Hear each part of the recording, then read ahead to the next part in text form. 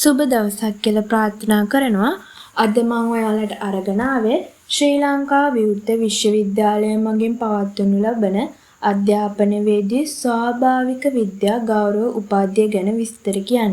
ඉතින් මේ උපාධිය NVQ මට්ටම 3 සහ 4 වන මට්ටමේ උපාධියක් 2026-2027 සඳහා බඳවා ගැනීමට තමයි ආයුධම් පත්‍ර නිකුත් කරලා තියෙන්නේ.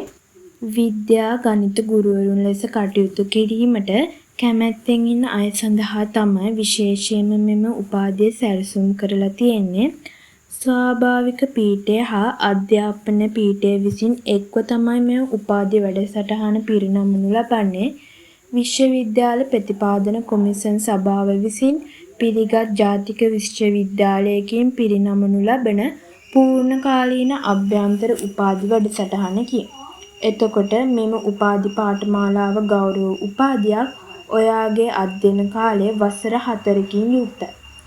ඔයාට ලියාපදිංචි වෙන්න අවශ්‍ය සුදුසුකම් තමයි අපොස උසස් පෙළ විද්‍යා විෂයන් 3කින් ඕනෑම වාර ගණනකදී ආත්ම වශයෙන් සාමාන්‍ය සාමර්ථ්‍යයන් ලබා තිබීම හෝ විවෘත විශ්වවිද්‍යාලය මගින් පවත්වන විද්‍යාපදන සහතික පත්‍ර පාඨමාලාවේ අදාළ විෂයන්ගෙන් සමත් වීම.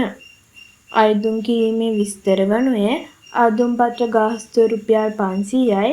2026 මාර්තු 1 වෙනි දින සිට 2026 අප්‍රේල් 10 වෙනි දින දක්වා විතරයි ආයුධම් කරන්න කාලය තියෙන්නේ. ඔයා උපාධිය සඳහා ආයුධම් කරන්න ඕනේ ඔන්ලයින් විතරයි.